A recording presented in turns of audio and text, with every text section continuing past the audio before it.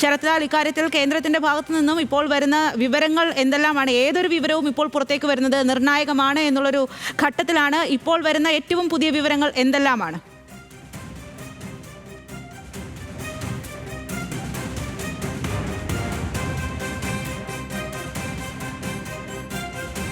ഗൾഫിന്റെ ചുമതലയുള്ള മഹാജൻ ആസിം മഹാജനാണ് ഇത് സംബന്ധിച്ച ചർച്ചകൾ ഹൂതികളുമായി ഇറാൻ അംബാസഡർ ഇന്ത്യയിലെ തെഹ്റാനിലെ ഇന്ത്യൻ അംബാസഡർ രുദ്ര ഗൗരവ് ഷെറച്ചുമായിട്ട് കോർഡിനേറ്റ് ചെയ്തുകൊണ്ട് ആയോജിച്ചുകൊണ്ട് ഇതുവരെ ഇക്കാര്യത്തിൽ ചർച്ച നടത്തിയിരിക്കുന്നത്.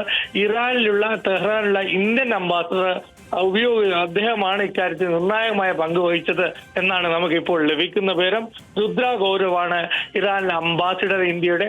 അദ്ദേഹത്തെ വഴിയാണ് 2023 മുതൽ ഇറാനിലെ അംബാസിഡറാണ് അദ്ദേഹമാണ് ഇക്കാര്യത്തിൽ വളരെ വ്യക്തമായ ഒരു ചർച്ചകൾ നടത്തും. ഹൂതികളുമായിട്ടും ഇറാൻ സർക്കാരുമായിട്ടും ചർച്ച നടത്തുകയും ആ ഇറാൻ സർക്കാരിന്റെ സഹായം ഹൂതികളെടുത്തു നിന്ന് ലഭ്യമാവുകയും ചെയ്തു. അതോടുകൂടി തന്നെ ഈ യമൻ പൗരന്റെ കുടുംബം ദയാധനം സ്വീകരിക്കാൻ തയ്യാറായ സാഹചര്യത്തിൽ ഇത്തരമൊരു ശിക്ഷ റദ്ദ് ചെയ്യുകയാണ്. വധശിക്ഷ റദ്ദ് ചെയ്താൽ പോലും അതിനനുസരിച്ച് ശിക്ഷ അവിടെ അനുഭവിക്കേണ്ടി വരും. ഇക്കാര്യത്തിൽ തുടർ ചർച്ചകൾ നടക്കുന്നു എന്നാണ് വിദേശകാര്യ മന്ത്രാലയം വ്യക്തമാക്കിയിരിക്കുന്നത്. ഏതായാലും ഈ ബ്ലാക്ക് ഡോർ ഡിപ്ലോമസിയിലേക്ക് ഇന്ത്യയുടെ നയതന്ത്രം വിജയിച്ചിരിക്കുന്നു എന്ന് വേണം പറയാം. അതിൽ അവർ വ്യക്തമായിട്ട് പറയുന്ന കാര്യമുണ്ട്, മതപരമായിട്ടുള്ള ഒരു സഹായം ലഭിച്ചിട്ടുണ്ട്. എന്നാൽ കാന്തപുരത്തിന്റെ പേരെടുത്തു പറയാൻ ഇന്ത്യൻ നയതന്ത്ര മന്ത്രാലയം തയ്യാറല്ല. അത് അത്തരത്തിലൊരു ഇതുവരെ അത്തരത്തിലുള്ള ഒരു പ്രോട്ടോക്കോളോ അത്തരത്തിലുള്ളൊരു നടപടിക്രമങ്ങളോ അത്തരത്തിലുള്ള ഒരു കാര്യങ്ങളോ ഇതുവരെ ഉണ്ടായിട്ടില്ല.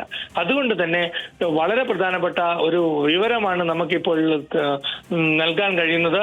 ഇക്കാര്യത്തിൽ ഇന്ത്യൻ വിദേശകാര്യ മന്ത്രാലയം ഒരു ബ്ലാക്ക് ഡോർ ഡിപ്ലോമസിയിലൂടെ ഇറാന്റെ സഹായത്തോടെ ഇക്കാര്യം ഇടപെട്ടു.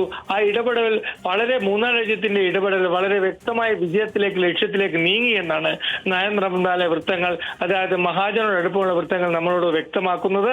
ഏതായാലും ഇത് സംബന്ധിച്ച വിശദമായ ഒരു വിവരങ്ങൾ 2 ദിവസം കൊണ്ട് തന്നെ ഇന്ത്യൻ നയതന്ത്ര, അതായത് ഇന്ത്യൻ ഗൾഫ് ഡിവിഷൻ പുറത്തുവിടും എന്നും വ്യക്തമാക്കുന്നുണ്ട്. വിശദമായ കാരണം ഇന്ന് വിദേശകാര്യ മന്ത്രി അടക്കമുള്ള വ്യക്തികൾ പാർലമെന്റിലെ പഹൽഗാം ചർച്ചയിൽ പങ്കെടുക്കുകയാണ്. ഉയർന്ന ഉദ്യോഗസ്ഥന്മാരൊക്കെ തന്നെ പാർലമെന്റിൽ ഒഫീഷ്യൽ ഗാലറിയിലാണ്. അതിനിടക്കാണ് ഇത്തരമൊരു വാർത്ത വരുന്നത്.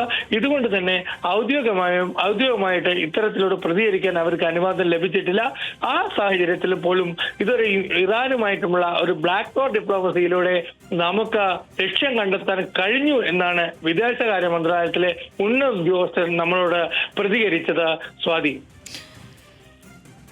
ശരത്ലാൽ, എന്തായാലും ഇക്കാര്യത്തിൽ നേരത്തെ ശ്രീജിത്ത് ബാലകൃഷ്ണൻ പറഞ്ഞത് പോലെ തന്നെ നമ്മൾ എല്ലാം ചർച്ച ചെയ്തതുപോലെ തന്നെ മതപരമായിട്ടുള്ള എല്ലാ ഇടപെടലുകളും നടത്തിയിരിക്കുകയാണ്. അതിൽ നിന്നുമാണ് ഇപ്പോൾ ശുഭവാർത്ത പുറത്തേക്ക് വരുന്നതും. നയതന്ത്രപരമായിട്ടുള്ള ചർച്ചകളാണ് ഇനി വേണ്ടത് എന്ന് നേരത്തെ തന്നെ 2ാം ഘട്ട ചർച്ചകളിൽ കാന്തപുരവും പറഞ്ഞിരുന്നു. നയതന്ത്രപരമായിട്ടുള്ള ചർച്ചകളാണ്, അതിലൂടെയാണ് ഇനിയും മോചനം സാധ്യമാവുകയുള്ളൂ, അല്ലെങ്കിൽ തിരിച്ച് നിമിഷപ്രിയയെ നാട്ടിലേക്ക് കൊണ്ടുവരിക, അതാണ് നമ്മുടെ എല്ലാവരുടെയും ലക്ഷ്യം. അതിലേക്ക് വഴി തെളിക്കുകയുള്ളൂ എന്നുള്ളതാണ്. അത്തരം ചർച്ചകളൊക്കെ ഏത് രീതിയിലാണ് ഇപ്പോൾ പുരോഗമിക്കുന്നത്? ഇനി തുടർ ചർച്ചകളൊക്കെ ഏതു രീതിയിലാകും നടക്കുക?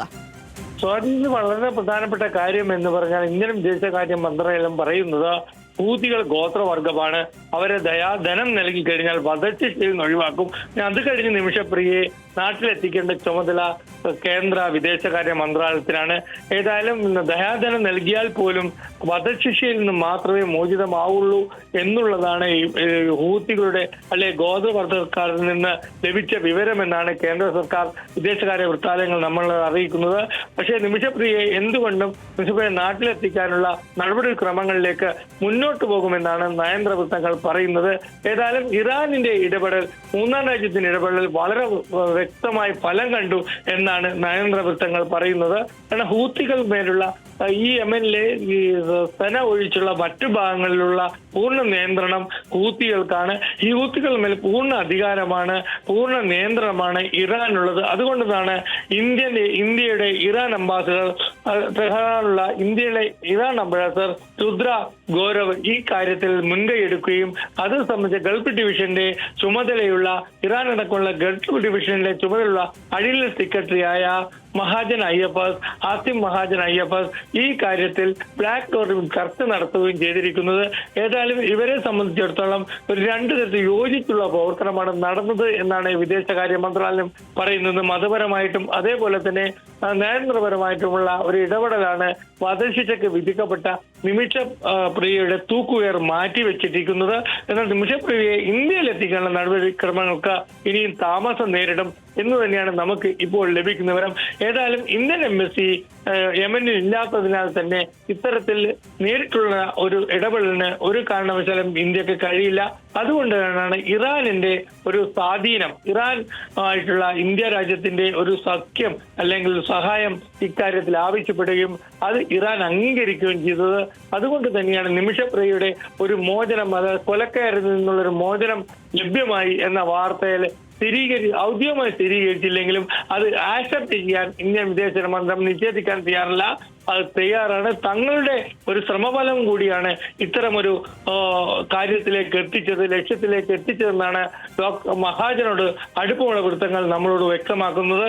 ഏതായാലും നാളെ 24 മണിക്കൂറിന് ശേഷം ഇത് സംബന്ധിച്ച ഔദ്യോഗിക പ്രതികരണം തന്നെ വിദേശകാര്യ മന്ത്രാലയം പുറത്തുവിടും എന്നാണ് നമുക്ക് ഇപ്പോൾ ലഭിക്കുന്ന വിവരം. കാരണം പാർലമെന്റിലടക്കം നിമിഷപ്രിയയുടെ കാര്യം അല്ലെ വധശിക്ഷ അത് സംബന്ധിച്ച കാര്യങ്ങളൊക്കെ ചർച്ചയായതാണ്.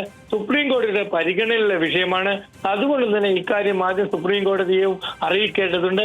ഇതൊക്കെ കൊണ്ട് തന്നെ ഒരു പരസ്യമായിട്ടുള്ള ഒരു പ്രതികരണത്തിലേക്ക് എക്സ്റ്റേണൽ അഫയർ മിനിസ്ട്രി ഇപ്പോൾ പുറത്തു വരില്ല, അല്ലെങ്കിൽ ഇപ്പോൾ അതിന് തയ്യാറാവില്ല.